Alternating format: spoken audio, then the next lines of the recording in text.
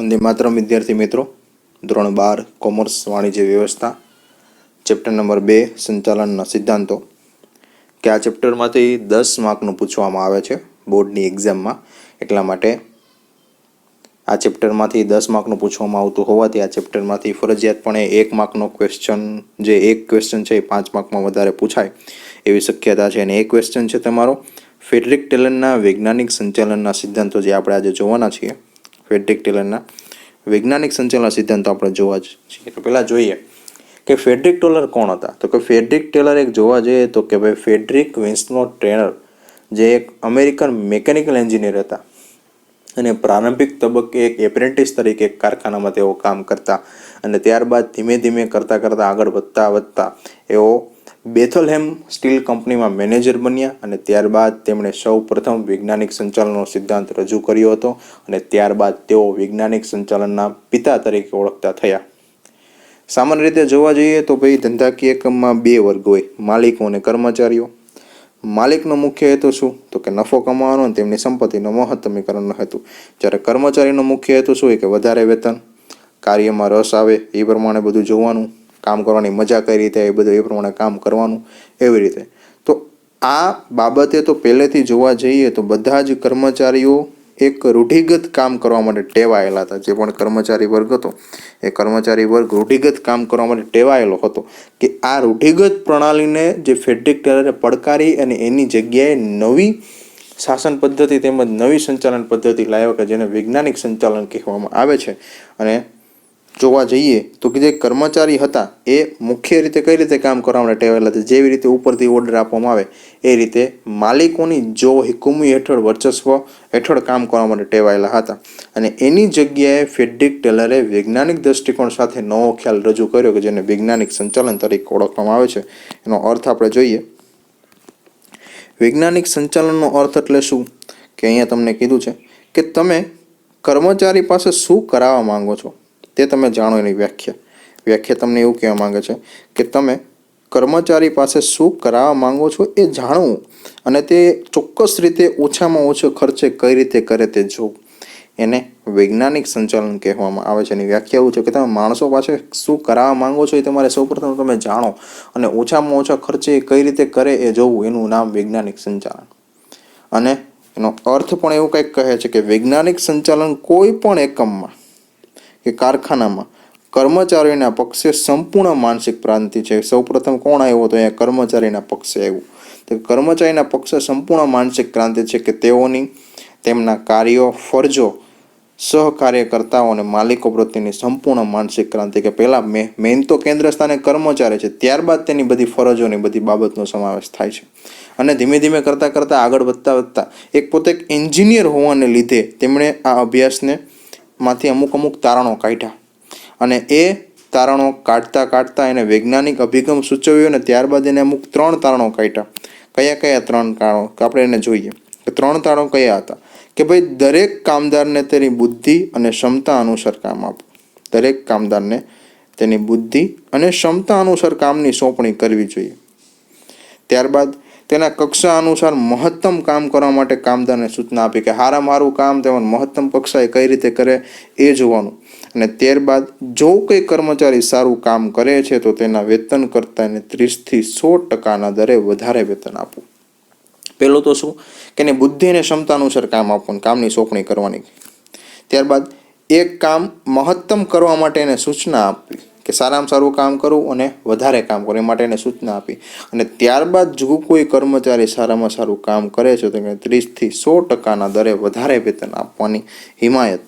અને આવા વિચારો ફ્રેડરિક ટેલર દ્વારા રજૂ કરવામાં આવ્યા હતા. અને હવે આપણે એને જોઈએ સિદ્ધાંતો. આપણે 3 બાબત જોઈએ એને કહેવામાં આવે છે ક્રાંતિકારી વિચારો. ફ્રેડરિક ટેલરના વૈજ્ઞાનિક સંચાલનના ક્રાંતિકારી વિચારો કહેવામાં. લગભગ 2 માર્કમાં ક્વેશ્ચન પૂછાય છે આનો કે ફ્રેડરિક ટેલરે આપેલા વૈજ્ઞાનિક સંચાલનના ક્રાંતિકારી સિદ્ધાંતો જણાવો અથવા ક્રાંતિકારી વિચારધારા જણાવો. એવું તમને 2 માર્કમાં પૂછાઈ શકે. હવે આપણે જોઈએ ફ્રેડરિક ટેલરના વૈજ્ઞાનિક સંચાલનના સિદ્ધાંતો. કે ફ્રેડરિક ટેલરે એક વૈજ્ઞાનિક સંચાલનનો અભિગમ એક ક્રાંતિકારી પગલું ભર્યું હતું. કંઈક નવું લાવ્યા હતા. પહેલાં તો કર્મચારી કઈ રીતે કામ કરવા માટે ટેવાયેલો હતો કે ભાઈ ઉપરથી કહેવામાં આવે જે રીતે માલિકો દ્વારા અથવા તેનો ઉપરી જે પણ વ્યક્તિઓના દ્વારા કહેવામાં આવે એ મુજબ એ કામ કરવા માટે ટેવાયેલો હતો. અને એની જગ્યાએ જે ફેડરિક છે કંઈક નવું લાવ્યા. એને એટલા માટે એવું કહેવામાં આવે કે વૈજ્ઞાનિક સંચાલન અભિગમ એક ક્રાંતિકારી પગલું હતું કે તેઓ રૂઢિગત અને ચીલાચાલુ પદ્ધતિથી દૂર હતા અને કામદારો અને માલિકો એક સૂત્રતાથી કામ કરે તે હેતુસર તેમણે વૈજ્ઞાનિક સંચાલનના સિદ્ધાંતો આપ્યા કે જે નીચે મુજબ છે. એમાં પહેલો સિદ્ધાંત છે, પ્રથમ સિદ્ધાંત છે કે વૈજ્ઞાનિક પદ્ધતિ અપનાવી. પહેલો સિદ્ધાંત છે કે વૈજ્ઞાનિક પદ્ધતિ અપનાવી કે કાર્ય કરવા રૂઢિગત પદ્ધતિઓના ઉપયોગનો ત્યાગ કરી નવી વૈજ્ઞાનિક પદ્ધતિ અપનાવી જોઈએ અને કાર્યનું વૈજ્ઞાનિક વિશ્લેષણ કરી શ્રેષ્ઠ કાર્ય કેવી રીતે થાય તેનો વિચાર કરવો. એટલે કે જે ચીલાચાલુ પદ્ધતિ હતી રૂઢિગત પદ્ધતિને દૂર કરવી અને જે ફ્રેડરિક ટેલરે જે નવી પદ્ધતિ આપી છે, નવી વૈજ્ઞાનિક પદ્ધતિ અપનાવવી જોઈએ કે તેમજ કાર્યનું વૈજ્ઞાનિક ઢબે વિશ્લેષણ કરવું અને તે મુજબ એ વધારેમાં વધારે સારું કામ કઈ રીતે તે બાબતના વિચાર કરવા. એટલે કે વૈજ્ઞાનિક પદ્ધતિ. પહેલો ટોપિક એવું કહેવા માંગે છે કે તમે ચીલાચાલુ પદ્ધતિ છોડો, એની જગ્યાએ નવી પદ્ધતિ અપનાવો, વૈજ્ઞાનિક પદ્ધતિ અપનાવો કે જે અત્યારના સમય અનુસાર કામ કરે. કે એમાં મેઇન કર્મચારીને જોવામાં આવે કે કર્મચારીની કઈ બાબત આપણે સારામાં સારી એને સાચવીશું, એને કઈ બાબતનું ધ્યાન રાખશું કે જેના કારણે કર્મચારી સારામાં સારું કામ કરશે. અને સારામાં સારું કામ કરવાથી એકમને તો ફાયદો થવાનો છે, સાથે સાથે એને કામના બદલામાં 30 થી 100% વધારે વેતન આપવાની પણ કીધું છે. તે સારું કામ કરશે તો 30 થી 100% જેટલું વધારે આપવાનું વેતન આપવાની પણ વાત કરવામાં આવી છે. એટલા માટે એને 30 થી 100% જેટલું વધારે વેતન મળતું હોવાથી સારામાં સારું કામ કરશે. અને એનું કામનું વિશ્લેષણ પણ કઈ રીતે કરવાનું છે, વૈજ્ઞાનિક રીતે કરવાનું છે. ત્યારબાદનો બીજો ટોપિક છે આયોજન અને અમલીકરણ. આયોજન અને અમલીકરણ, પ્લાનિંગ અને તે મુજબનું રિઝલ્ટ લેવું, તે મુજબનું બેકઅપ લેવું, તે કે આયોજન અને તેનું અમલીકરણ. કે રૂઢિગત પદ્ધતિની જેમ કામદારો જ આયોજન અમલીકરણ કરે તેના બદલે આયોજનનું કામ કોણે કરવાનું છે, નિષ્ણાંતે કરવાનું છે અને કામદારો તેનું અમલીકરણ કરશે. કે પ્લાનિંગનું કામ કે જે પ્લાનિંગના ક્ષેત્રમાં જે નિષ્ણાંત વ્યક્તિ છે એ કરશે અને ત્યારબાદનું કામ કોને કરવાનું, તો કે કર્મચારી એનું અમલીકરણ કરવાનું કામ કરવાનું છે. તો પહેલાના સમયે શું હતું કે કામદારોને લાગે કે આજે કામ કરવું છે તો આજે કામનું આયોજન કરે અને એને મુજબ કામ કરીને જતા રહીએ. પરંતુ અત્યારે શું નવી પ્રણાલી અનુસાર કે જે મેનેજમેન્ટ કરવાવાળો વ્યક્તિ છે, જે પ્લાનિંગની કક્ષા જાણે છે, પ્લાનિંગ એને આવડે છે, એ વ્યક્તિ પ્લાનિંગ કરશે અને ત્યારબાદ એ પ્લાનિંગ મુજબ કામ કરવાનું કામ કોને થશે, કામદારોને થશે. એટલે કામદારો તેનું અમલીકરણ કરે તેમ હોવું જોઈએ. કે રૂઢિગત પદ્ધતિની જેમ કામદારો જ આયોજન કરીને અમલીકરણ કરે એવું નહીં, પરંતુ આયોજનનું કામ નિષ્ણાંતો કરે અને કામદારો તેનું અમલીકરણ કરે તેવું હોવું જોઈએ. ત્યારબાદ ત્રીજો ટોપિક છે કાર્ય વિશ્લેષણ. કે ભાઈ ઓછો ખર્ચ અને ઝડપી કામ કરવા માટે અમુક કાર્ય વિશ્લેષણ ઉત્તમ છે. કે કામનું વિશ્લેષણ કરવું, કે બગાડ તો થતો નથી. કે સમય નિરીક્ષણ, ગતિ નિરીક્ષણ અને થાક નિરીક્ષણ, આ ત્રણ જે સિદ્ધાંતોની પ્રયુક્તિ આપી છે. સમય નિરીક્ષણ એટલે કે જે સમયમાં કામ પૂરું થવું જોઈએ. ગતિ નિરીક્ષણ કે વધારે પડતો બગાડ દૂર કરવો, એની ગતિ જાળવી રાખવી. ઓકે, ગતિ નિરીક્ષણ આ બધી બાબતનું ધ્યાન રાખવામાં આવે. સમય નિરીક્ષણ, ગતિ નિરીક્ષણ અને થાક નિરીક્ષણ કે બધી બાબતનું ધ્યાન રાખવામાં આવે કે આ મુજબ કાર્ય વિશ્લેષણ કરવામાં આવે. કે સમય નિરીક્ષણમાં કે જેટલો ભાગ જેટલો સમય લાગે છે એને કામ કરવા માટે નિરીક્ષણ કરવું. ત્યારબાદ ગતિ નિરીક્ષણ કે કઈ રીતે ગતિથી કામ કરે છે, બિનજરૂરી ખોટી દિશામાં થતો સમયનો બગાડ અટકાવવો, બગાડ અટકાવવાની પદ્ધતિ, ત્યારબાદ કરકસર કરવાની પદ્ધતિ, એવી રીતે. તો કાર્ય વિશ્લેષણ જે વૈજ્ઞાનિક સંચાલનના સિદ્ધાંતોની 3 પ્રયુક્તિ આપી છે ફ્રેડરિક ટેલરે, એમાંની આપણે આ 2 જોઈ, ગતિ નિરીક્ષણ અને થાક નિરીક્ષણ. ગતિ નિરીક્ષણ અને થાક નિરીક્ષણ બંને એક જ ને. પહેલું ત્યારબાદ છે સમય નિરીક્ષણ કે જે બિનજરૂરી સમયનો બગાડ દૂર કરવો, એની ગતિ જાળવી રાખે, એ બધી બાબત. ત્યારબાદ ચોથો ટોપિક છે પ્રમાણીકરણ.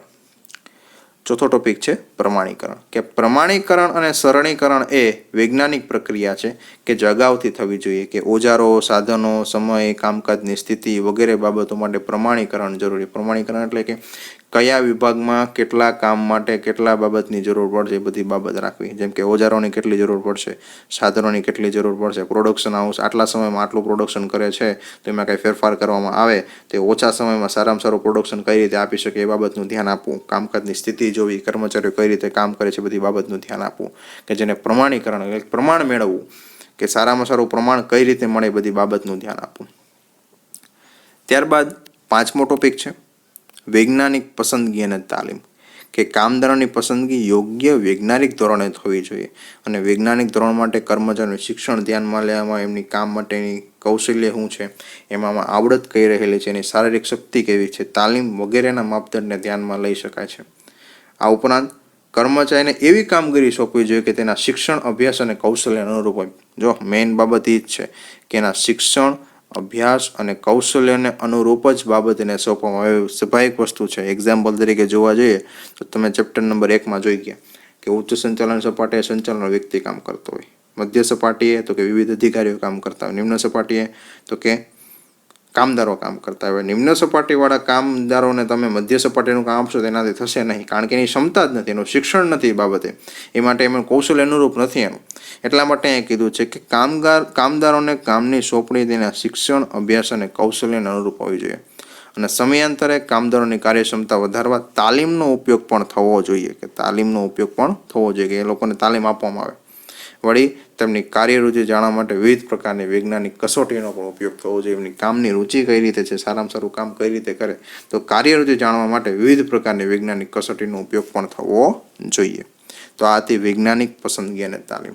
ત્યાર પછીનો ટોપિક છે નાણાકીય ઉત્તેજન. આપણે આગળ જોયું કે 30%થી 100% જેટલું વધારે નાણાકીય ઉત્તેજન આપવું, કે કુશળ કામદારોને નાણાકીય અને અન્ય પ્રકારની ઉત્તેજન આપવા જોઈએ, કે આ માટે વિવિધ પ્રકારની ઉત્તેજક વેતન પ્રથા ની ભલામણ કરવામાં આવી છે, કે દરેક કામદારના વ્યક્તિગત ઉત્પાદનના આધારે આ પ્રથા અપનાવી જોઈએ, કે જે સારું ઉત્પાદન આપશે તો એને આટલું વેતન વધારે મળશે, અથવા એને બોનસ આપીશું, અથવા એને કાંઈ ગિફ્ટ અથવા ભેટ આપીશું, એવી રીતે. કે ભાઈ આ પ્રથા ઉત્પાદનના આધારે અપનાવવામાં આવી છે, કે તેમના વેતન દરના ધારણાના આધારે નહીં, પરંતુ વૈજ્ઞાનિક અભ્યાસથી, કે સારામાં સારું ઉત્પાદન કરે તો એને સારામાં સારી 30થી 100% જેટલું વધારે વેતન આપવું. આનાથી નાણાકીય ઉત્તેજન, કે એના ઉત્પાદનને આધારે આપવામાં આવે, કે નહીં કે તેની વેતનની ધારણાને આધારે.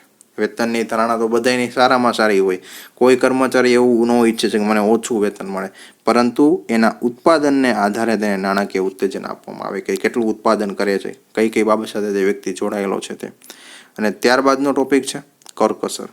તો કે મેઇન વસ્તુ તો કરકસર જ છે, કે વૈજ્ઞાનિક સંચાલનના અભિગમ દરમિયાન વૈજ્ઞાનિક અને ટેકનિકલ આધારો જ ધ્યાનમાં લેવાતા ઓછી પડતર પર ભાર મૂકવો જોઈએ, કે આ તમે સારામાં સારી ટેકનોલોજી અપનાવશો તો તમારે ખર્ચો થશે, તો એ ખર્ચાનો તમારે સોર્ટ આઉટ કેમાં કરવાનો, તો કે ઓછી પડતર, ખર્ચા ઓછા થાય તેની પર ભાર મૂકવાનો છે. માટે પડતર અંદાજ અને પડતર અંકુશની પદ્ધતિઓ વિચારી અને તેના વિચલનો એવા પ્રોબ્લેમ જે આવતા હોય શોધવો, તેનો અભ્યાસ કરવો, તેનો ઉકેલ લાવો. કે તમે વૈજ્ઞાનિક પદ્ધતિ અપનાવશો, તમારે નવી નવી ટેકનોલોજી લાવવી પડશે, નવી નવી ટેકનોલોજી વિકસાવશો, ખર્ચો થશે.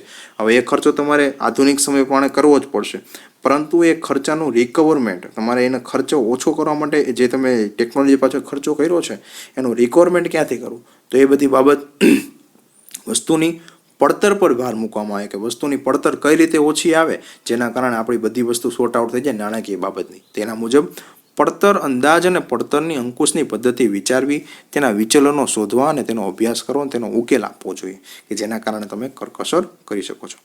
ત્યારબાદ છે માનસિક ક્રાંતિ.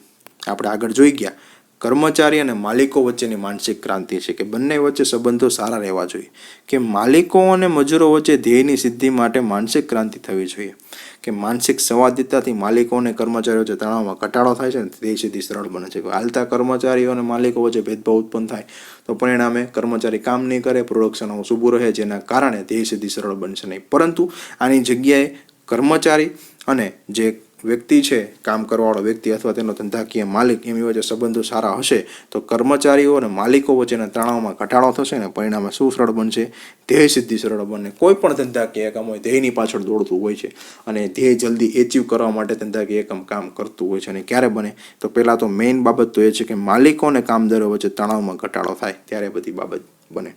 તો આ હતા ફ્રેડરિક ટેલરના વૈજ્ઞાનિક સંચાલનના સિદ્ધાંતો, કે વૈજ્ઞાનિક પદ્ધતિ, ત્યારબાદ આયોજન અને અમલીકરણ, કાર્યનું વિશ્લેષણ કરવું, પ્રમાણીકરણ આપવું, વૈજ્ઞાનિક પસંદગી અને તાલીમ, ધંધાકીય એકમના કર્મચારીઓને નાણાકીય ઉત્તેજન આપવું, કરકસર કરવી એટલે કે પડતર ઓછી લાવી, અને માનસિક ક્રાંતિ, કે કર્મચારીઓ અને માલિકો વચ્ચેના સંબંધોમાં માનસિક ક્રાંતિ લાવી.